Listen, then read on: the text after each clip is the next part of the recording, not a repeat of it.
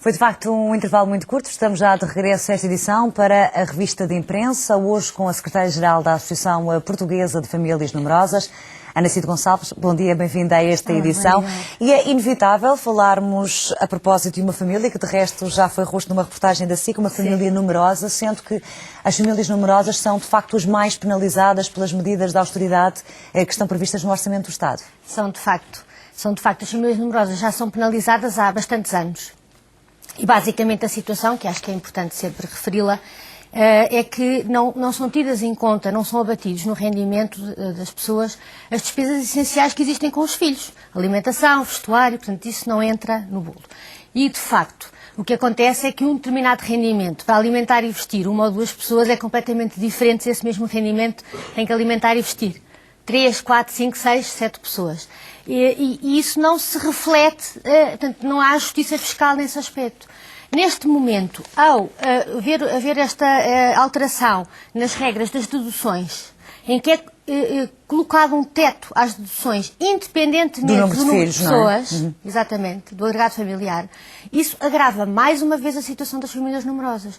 E, portanto, eu acho que isto é uma situação, estou até curiosa por ver qual é que vai ser a reação dos partidos, dos sindicatos, dos parceiros sociais, em relação a esta matéria, porque nós temos um problema gravíssimo de demografia no nosso país e eu não consigo entender como é que nesse problema gravíssimo, neste momento, não só se estão a cortar prestações sociais como o abono de família e mais uma série de outras prestações que todos sabemos que estão a ser alteradas e simultaneamente se agrava a situação fiscal de forma particularmente séria para estas famílias. E, portanto, quando se fala na necessidade de incentivar a natalidade no país, não é? Exatamente, Devido ao que problema... é fundamental, porque esse problema demográfico é uma das situações graves, estratégicas, para a sustentabilidade do nosso país. Não é? E isso leva-nos, Ana Cid, para uma das notícias que está também no Público e de resto no Jornal de Negócios, que fala que a idade da reforma vai inevitavelmente subir para os 65 anos dentro de 5 anos, em 2015. Exatamente, em 2015.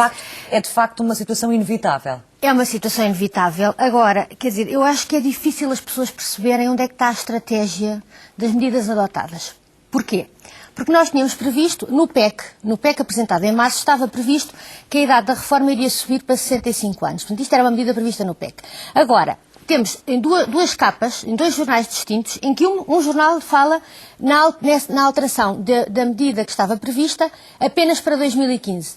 E noutra capa, nós podíamos pensar, afinal o problema não era tão sério, tão grave e, portanto, não é necessária esta medida agora. Adia-se para 2015. Simultaneamente, na capa do outro jornal, o contrassenso, não é? É a prova provada de que o problema não só existe, como está pior. Portanto, se esta subida da idade da reforma, que aliás eu tenho um marido funcionário público e, portanto, até atinge a minha família.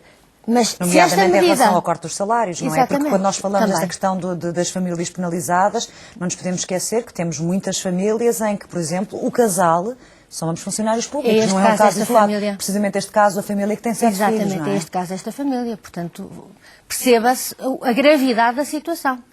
É uma coisa, enfim. Muito bem. Ana Cid, outras notícias que lhe chamaram a atenção na imprensa desta terça-feira? Achei aqui há uma notícia que eu achei muito interessante de uma criança que foi salva por uma fotografia na internet. Esta notícia achei interessante porque revela realmente, de facto, a importância das redes sociais para até estas situações, até agora nas situações de crise também vai ser uma coisa muito importante. Mas realmente esta criança era uma criança cuja mãe publicou a fotografia no Facebook. E uma amiga viu que a criança estava com um problema no olho, tinha um olho branco, e portanto detectou que a criança estava com cancro. E foi possível fazer o tratamento logo e acompanhar a situação. E, portanto, basicamente o título é Criança Inglesa Salva por Fotografia na Internet. E eu também, de facto, uma da importância das redes sociais e é também bom darmos aspectos positivos. Exatamente. Depois havia uma outra notícia que eu gostava de destacar, que era a questão, que eu agora não encontro aqui o jornal, que era a questão no Diário Económico, que era uma notícia sobre os economistas apontam o caminho para o sucesso, e nessa notícia, não tenho aqui a notícia agora, não sei porquê. Página 42, tenho aqui na página 42, exatamente. E era uma notícia que realmente falava sobre a importância, enfim, sobre as competências que hoje em dia são importantes aos jovens para os quadros, enfim, para os quadros das empresas. E achei muito interessante, de facto, o realce nas capacidades humanas, para além das questões da competência técnica.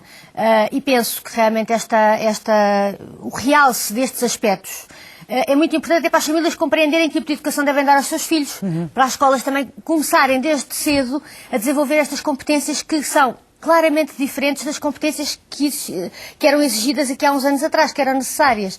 Há aqui quase uma mudança de um novo paradigma, digamos assim? Eu penso que sim, sem dúvida nenhuma. E depois também gostava de realçar uma coisa que me parece que é muito importante, que é o facto das situações de crise que nós vivemos e que eu, também, de certa forma, a Europa toda vive, serem também excelentes oportunidades, não é? De nós, enfim, repensarmos as opções que fazemos, as estratégias que adotamos, e de tentarmos abrir novos caminhos e novas estratégias de desenvolvimento com uma base diferente, que eu penso que tem que ser muito baseada no próprio homem, nas capacidades humanas, que são as capacidades humanas que eram exatamente referidas neste artigo, como a integridade, a humildade, a capacidade para o trabalho, e, portanto, penso que este artigo é interessante também lê-lo. Acha que pode ser esse o caminho? Eu acho que é fundamental. Eu acho que é fundamental. A solidariedade, acho que esses valores são fundamentais hoje em dia. Até aspectos relacionados muito com a nossa capacidade para o trabalho, mas também capacidade para gerir as crises, para nos adaptarmos às novas circunstâncias. Acho que é muito importante. E acha que descurámos até agora em todos esses aspectos? Acho que sim, acho que vivemos muito à sombra do sucesso e com isso outras coisas ficaram escondidas, e acho que estamos a ser hoje em dia também um bocadinho vítimas dessa demasiada ambição, não é? Dessa demasiada, e esquecemos o resto, não é? O outro está ao nosso lado, e essa capacidade humana acho que é fundamental ser desenvolvida, e acho que é uma vertente que nos pode dar uma ajuda muito importante. E pode ser um produto positivo da crise, não é? Temos que ver sempre, também acho que é muito importante em situações de crise nós percebermos o que é que temos que tirar de bom das situações mais críticas.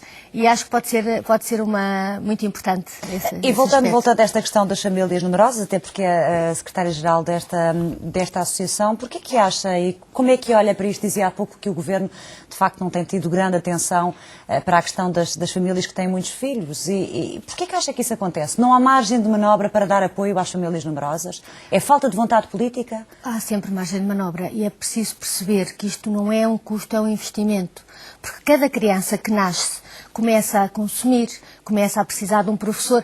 Por exemplo, há uma coisa que nós fazemos... Ana, tem quantos filhos? Agora deixa-me perguntar. Quatro filhos. Já tudo crescido. Nós temos um déficit de crianças e jovens.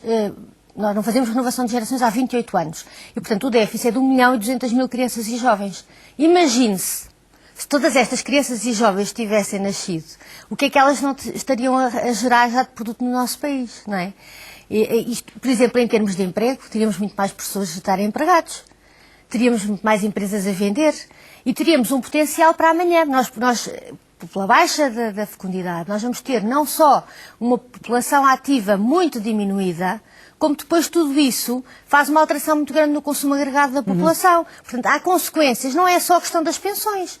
Nós temos o problema grave, que já se vê de forma clara, não é? De não termos capacidade de ter dinheiro para pagar as pensões. Mas é todo o Estado Social, não é só a questão das pensões, é todo o Estado Social. E precisamos de repensar nesse Estado Social? Precisamos, nós não vamos ter dinheiro para pagar a saúde, nós vamos ter uma população envelhecida a precisar de saúde. E depois temos outra coisa muito importante, que é: nós temos que vencer o desafio da globalização, e isso tem que se conseguir com o empreendedorismo, com capacidade de inovação. Ora, como é que uma população envelhecida consegue ter esse empreendedorismo e essa capacidade de inovação? É muito difícil. Isto é um problema gravíssimo a todos os níveis e, portanto, não há estratégia nenhuma. Não é só o Governo. Viu os outros partidos políticos estarem preocupados, viu os parceiros sociais. Os sindicatos deviam estar preocupadíssimos com isto. Eu não os vejo preocupados com isto, não os vejo a fazer nada. Eu acho, sinceramente, não consigo entender como é que esta questão, sendo uma questão tão fundamental para a sustentabilidade do país, ela estar a ser tão fortemente, não só fortemente esquecida, e não é só haver insistência de apoios. Nós, aliás, temos sempre como base, nós recusamos a noção de incentivar a natalidade. Porque os portugueses, as mulheres portuguesas querem ter filhos e querem ter 3,1 filhos. O problema é que muitas vezes as pessoas dizem não é questão de querer ter filhos ou querer ter mais filhos, é questão de que não há condições para ter mais filhos. Porque há uma penalização fortíssima. E a questão fiscal é uma das penalizações fortíssimas que existe. A questão da habitação também.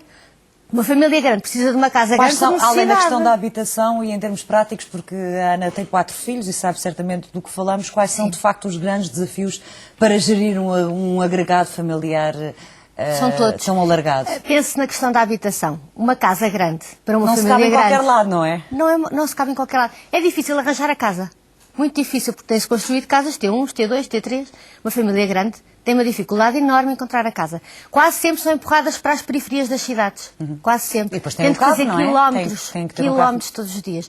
Nós fizemos um estudo e os nossos sócios, em média, fazem 12 quilómetros por dia em deslocações. Escola, trabalho, casa.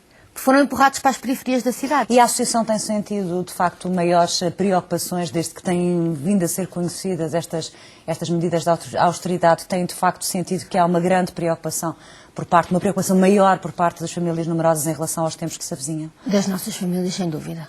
Estão muito preocupadas. Embora eu acho que elas, até devido às circunstâncias com que temos sempre vivido nos últimos anos, já têm uma resiliência muito grande e, portanto, têm sempre um buraquinho. É como temos sempre um buraquinho. Como temos sempre um jantar em casa para receber mais um ou dois, se for preciso, também temos sempre alguma capacidade, não é? Esta família até de resto dizia que podia eventualmente dar algumas dicas ao governo de como é gerir um orçamento tão curto para tantas cabeças. E, de facto, somos especialistas. Sem dúvida que sim. Muito obrigada por ter estado connosco nesta revista de imprensa. É assim agora o ponto final, este primeiro ponto final da primeira pausa desta edição do meio-dia, que volta à hora certa, às 11 em ponto, para atualizar toda a informação desta terça-feira. Até já.